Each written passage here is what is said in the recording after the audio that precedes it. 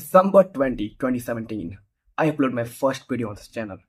It's not like I was not on the internet even before that. I have uploaded videos on internet even before that. But today, 13th December 2026, I'm back on YouTube again.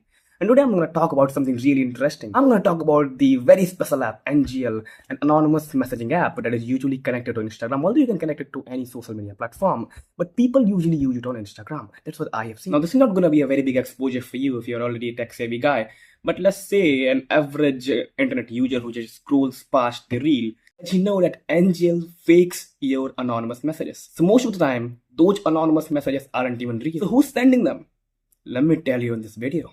आप Instagram पे या फिर किसी भी social media platform पे NGL app download करके उससे एक लिंक कहीं भी डालते हैं। उदाहरण के लिए इंस्टाग्राम पे अगर आप अपनी स्टोरी में लिंक डालेंगे और वो स्टोरी को आपका कोई दोस्त जो इंस्टाग्राम पे है वो खोलता है और उस लिंक को खोलने के बाद कोई भी दोस्त आपका अनोनिमस गोपनीयता मेंटेन करते हुए मैसेजेस भेज सकता है, यानी कि संदेश गोपनीयता के साथ। और यही NGL को इंटरेस्टिंग बनाता है। अब समस्या ये खड़ी होती है कि जब आपको पता ही नहीं है कि संदेश भेज कौन रहा है, तब आप इस बात का भी अंदाजा नहीं लगा सकते कि संदेश जो भेज रहा है वो इंसान भी है कि नहीं।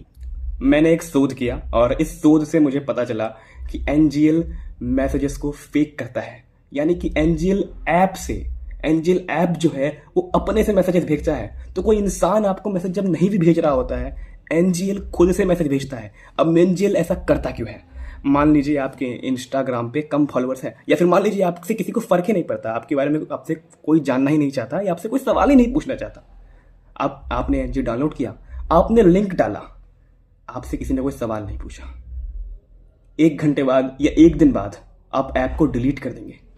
NGL ये नहीं चाहता है। तो NGL क्या करता है? NGL अपनी तरफ से मैसेजेस भेजता है। अब ऐप पे आप नहीं देख सकते कि किसने मैसेज भेजा है, तो NGL इस चीज को पूरी तरह से फेक कर सकता है। ऐसा एक्सपेरिमेंट को करने के लिए मैंने सबसे प्ले स्टोर पे जाके NGL ऐप को डाउनलोड किया। NGL ऐप को डाउनलोड करने के बाद मैंने अकाउंट बनाया और मैंने भी लिंक ऑब्टेन किया। आपको लिंक ऑब्टेन करना पड़ता है। लिंक ऑब्टेन करने के बाद मैंने इस लिंक को किसी साझा यानी कि शेयर नहीं किया।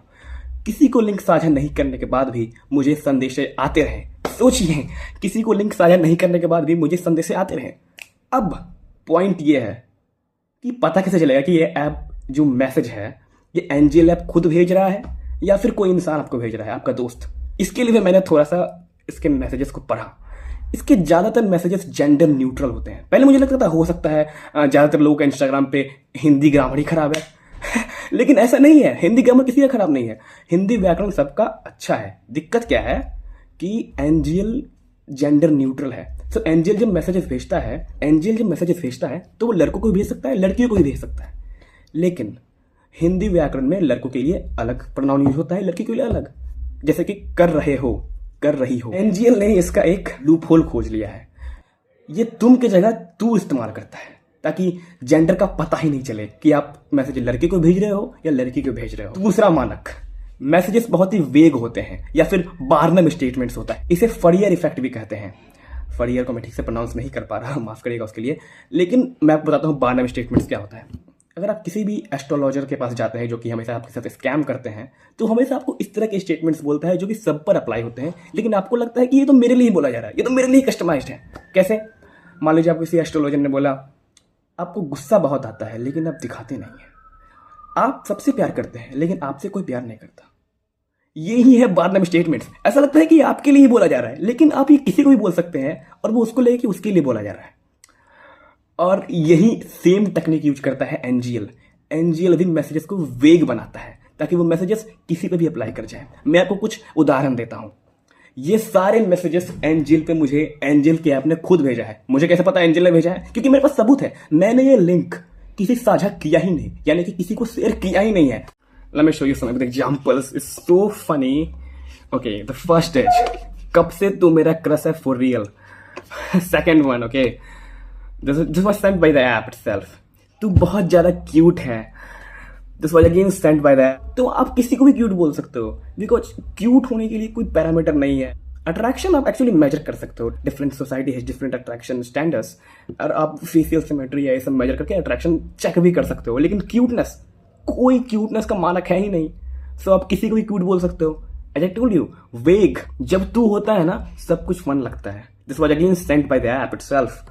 नेक्स्ट मैसेज, इतना लंबा मैसेज करा है आपने, याद है तू कैसे देखता था, और जब मैं कुछ स्टूपिड बोलता था और हम दोनों ट्राई करते थे ना से, ये छोटी छोटी चीजें सबसे ज्यादा याद रहती हैं। सबके साथ ये होता है और इसलिए ये सब पे अप्लाई कर जाता है।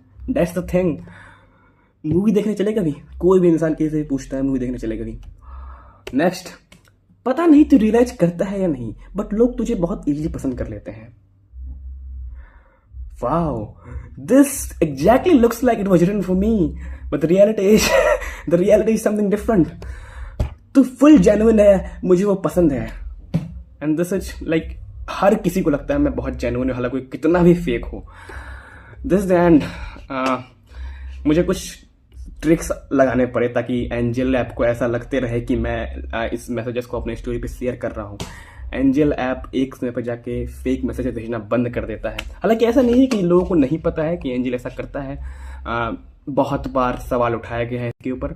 मैं थोड़ा सा इंटरनेट पर रिसर्च कर रहा था तो मुझे पता चला, हो सकता है एंजल ने कहीं पे टर्म्स एंड कंडीशन में अभी भी इस चीज के बारे में मेंशन किया हो, लेकिन ऑफ कोर्स क्या आप टर्म्स एंड कंडीशन पढ़ते हैं? So I am gonna just read out some of the things I asked ChatGPT about the NGL. Okay, this is how I do my research now. Like, this is a trivial topic. This is not very much scientific, so you can do that right now. Give me a break, okay? So, yeah, the US Federal Trade Commission (FTC) accused NGL of sending computer-generated messages that looked like they came from real people, allegedly to increase engagements and push users toward paid subscription. इस चीज के बारे में बताना भूल गया, और you can fund this experiment. So actually angel एक फ्रीमियम ऐप है, यानी कि एंजल आपको फ्री में इसे यूज करने देता है, लेकिन आप इसका प्रीमियम ले सकते हैं। अब प्रीमियम में क्या फीचर्स है? प्रीमियम में ये फीचर है कि आपको पता चल जाएगा कि ये आपको मैसेजेस अनोनिमसली आ रहे हैं, ये कहाँ से, जियोग्राफिकल लोकेशन और डिवाइस।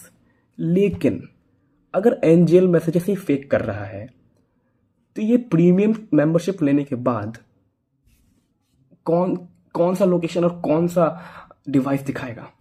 यानी कि ये बिल्कुल ही ट्रेड कमीशंस के अगेंस्ट जाता है कि आपका पैसा बर्बाद हो रहा है। आपको लग रहा है कि आप पैसा किसी और चीज में यूज कर रहे हैं, लेकिन एक्चुअली आप किसी और चीज में यूज कर रहे हैं।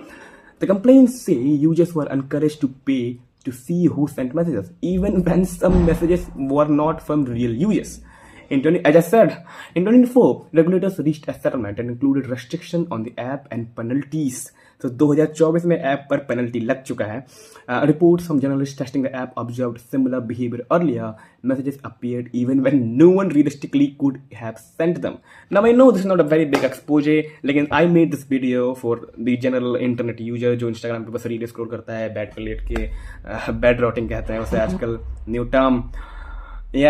बट सबको अब सबको पता चल जाएगा मेरे वीडियो को। अगर आप उनको शेयर करेंगे तो that is it. Thanks for watching my video and you can fund my next video, जिसमें ये एक्सपेरिमेंट करके देखूंगा मैं कि प्रीमियम मेंबरशिप लेने के बाद ये कौन सा डिवाइस और क्या जियोग्राफिक लोकेशन दिखाता है। Thank you for watching.